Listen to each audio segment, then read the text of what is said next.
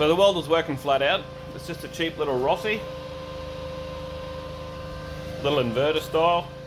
That is not a stick. So I've got the shitty rusty crank in there. It is very, very poor. It should be buzzing way harder than that with 70 amps on it, and it's just not. So the reason is that it's just so much corrosion on the outside, it's just going to take a while to get through it. So you can see here it's actually turning the fluid, which is a good thing. It'll keep pumping, and you'll see down here that the hook's copping it pretty hard. So I've just got a hook just hanging on to a bolt either end of the crank. I've just insulated it with just shitty old I think they're ice coffee lids. I don't drink it, someone left it here, so that's what we're using. I should use a better thermal insulator, but that's what I've got right now. Again, we're just using old vinegar that's been used for the other block, and it's buzzing away, currently around 69, 70 amps. Don't know how well thermally this will take it if I hit it with like 150 and leave it for a couple of hours. But I can ramp this thing pretty hard.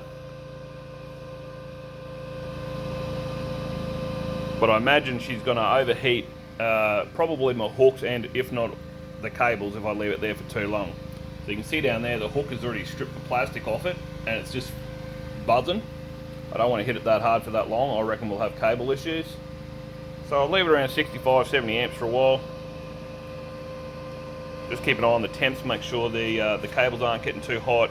Make sure the hook doesn't get hot, because obviously if the hook melts off and hits the deck and it's still connected to the other end, it's a dead short, and that's just going to destroy stuff. So first run out of the box, so far so good. If we save the crank, we save it. If not, well, it was a good little exercise.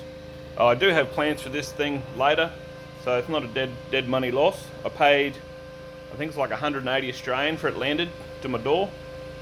So it's just cable straight down. I use this is my positive, I'm using the tank as a positive. That's my earth cable, and just two big steel hooks just to hold the weight and make sure that it doesn't fry off and drop it on the bottom of the tank and cause issues. So we can see she's certainly doing something in there.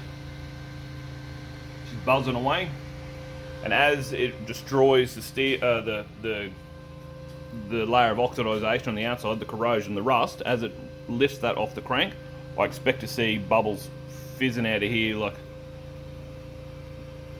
like mad. More like that, but the whole way along the crank, and then I can hit it with more amps. Currently the rust is acting like an insulator, so we'll just buzz it for a while, give it a couple hours, see how she rolls, make sure nothing here is hot. So giveaway if there's a problem is this gets hot, the cables get warm. These are already mildly warm, so I don't want to hit it too hard. If this gets hot, it's a giveaway, there's something wrong. Tank's nice and cold. This process over a period of time will warm the fluid because I'm adding work to it. Probably not enough to be a problem. If it got to 65 degrees, A, it'd strip a lot of junk off, but B, it'd probably get a bit too hot. So she's fizzing just good. My little shitbox welder.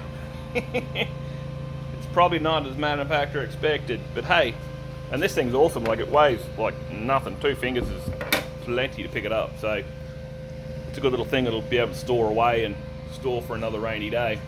So I'll keep you up to date in a couple of hours and see what she looks like.